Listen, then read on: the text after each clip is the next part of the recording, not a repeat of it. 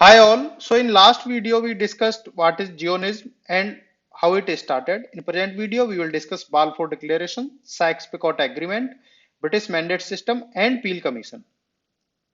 World War I started on 28th July 1914 between Allied powers and Central powers. Who were Allied powers? Allied powers were France, British Empire, Russia, Serbia, Belgium. And who were Central powers? Central powers were Germany, Austria-Hungary Empire, and Ottoman Empire. So Palestine region was under Ottoman Empire, and Ottoman Empire was with Central powers who were fighting the Allied powers. So in First World War, Jews mostly supported the Germans because they were fighting the Russians, who were regarded as the Jews' main enemy. In Britain, the government sought Jewish support for the war effort for variety of reasons. British also hoped to secure American Jewish support for US intervention on Britain's behalf because US was not participating in this World War I since beginning.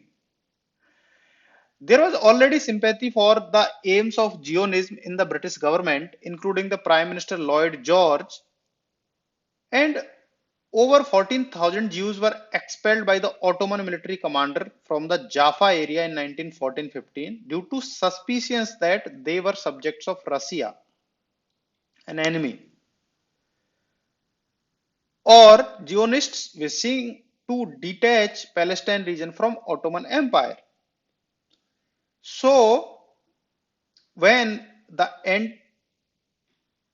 entire population, including Muslims of both Jaffa and Tel Aviv cities, was subject to an expulsion order in April 1917. The affected Jews couldn't return in that area until the British conquest. Shortly after the British army drove the Ottoman Turks out of southern Syria in First World War, the British Foreign Minister, Mr. Arthur Balfour, he sent a public letter to the British Lord Rothschild. Lord Rothschild was a leading member of his party and leader of the Jewish community in Britain. The letter subsequently became known as the Balfour Declaration of 1970. What was that? What was written in that letter?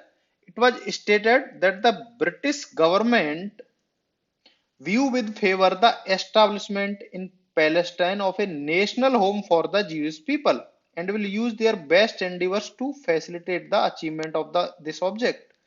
So British government they first time said that they want Jewish nation in Palestine.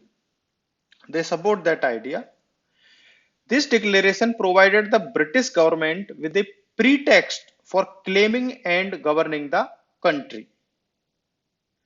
New Middle Eastern boundaries were decided by an agreement between British and French bureaucrats called this agreement is called Sykes-Picot Agreement. This agreement was based on the assumption that Ottomans will be defeated by Britain and France. So, what was Sykes-Picot Agreement? This was an agreement, or this was a 1916 secret treaty between the United Kingdom and France, with approval from Russian Empire and Kingdom of Italy to define their mutually agreed spheres of influence and control in an eventual partition of Ottoman Empire. So, if they will defeat the Ottoman Empire, how they will do the partition? The agreement effectively divided the Ottoman province outside the Arabian Peninsula into areas of British and French control and influence. So this blue part, initially this area was under Ottoman influence, but when Ottomans will be defeated, so this part is under direct French control and this part is under their influence. Same, this red part is under direct British control and this part is under their influence. And why this is called Sykes-Picot? Because British diplomat Mark Sykes and French diplomat Francois Georges Picot, they initialed it. They signed it, so that's why it is called Sykes-Picot Agreement. So what were the provisions? How they divided? The agreement allocated to the UK control of what is today southern Israel and Palestine, Jordan and southern Iraq, and an additional small area that included the ports of Haifa and Acre to allow access to the Mediterranean. So Britain got modern day southern Israel, Palestine, Jordan, southern Iraq, and this small area, port city area, to connect with Mediterranean. And what France got?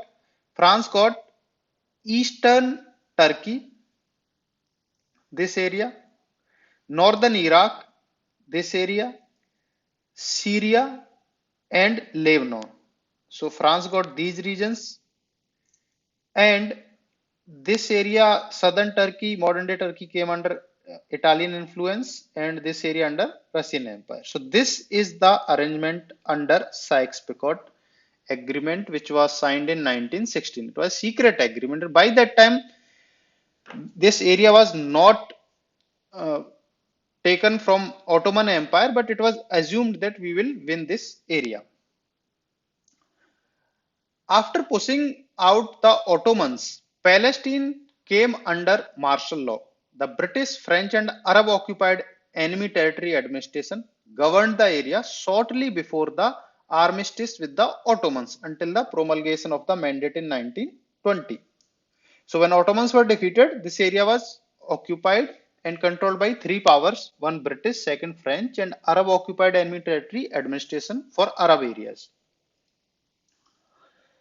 Then armistice with Ottomans was signed. What is mandate for Palestine? It was a League of Nations. After First World War, one League of Nations was formed. So it was a League of Nations mandate for British administration of the territories of Palestine and Transjordan, both of which had been conceded by the Ottoman Empire following the defeat in World War I in 1918. The mandate was assigned to Britain after France's concession of the previously agreed international administration of Palestine under Sykes-Picot Agreement. Transjordan was added to the mandate after the Arab kingdom of Damascus was toppled by the French in Franco-Syrian War. So the British mandate of Palestine, including the Balfour Declaration, was confirmed by League of Nations in 1922 and it came into effect in 1923. So this is that mandate for Palestine by League of Nations, territory known as Transjordan. Okay, you can see the seal, January 23, 1923. Civil administration began in Palestine and Transjordan in July 1920 and April 1921 respectively, and the mandate was in force from 29 September 1923 to 15th May 1948 when British vacated this territory. One estimate places the number of pogroms in Ukraine between 1918 and 1909 around 1200. Figures of those murdered or maimed range upwards of 100,000. So between 1919 and 1923, around 40,000 Jews arrived in Palestine in what is known as the Third Aliyah. The French victory over the Arab kingdom of Syria and the Balfour Declaration led to emergence of Palestinian nationalism and violent riots in Jaffa and riots of Navi Musa. Because now Arab area of Syria came under French, and now it was clear that British, they are supporting the Jewish nation inside Palestine. So now Palestinian Arab population, they started protesting that, and they started protesting the immigration of Jews in that area. In response to placate Arab protests, the British authorities imposed immigration quota for Jews. Some exceptions were made for Jews with over 100 pounds in cash or Jewish professionals with over 500 pounds in cash they can come, but quota was imposed. Between 1924 and 1929, around 80,000 Jews arrived in Fourth Area, fleeing mainly from Poland and Hungary for a variety of reasons like anti-Semitism or in protestation at the heavy tax burdens imposed on trade. And there was one more development. United States, they brought the Immigration Act of 1924, in which they severely limited immigration from Eastern and Southern Europe. So now only limited number of Jews from Eastern and Southern Europe can go to US. So now they have mainly this Palestine region to come. So after this thing, US Immigration Act of 1924, more Jews tried to come to Palestine. From 1928, the democratically elected Vad Leumi or Jewish National Council became the main institution of the Palestinian Jewish community. As Jewish community in Palestine grew, this Jewish National Council adopted more government type functions such as education, healthcare, and security. In 1929, tensions grew over the Western Wall. What is Western Wall? That is the holiest spot in the world for Judaism.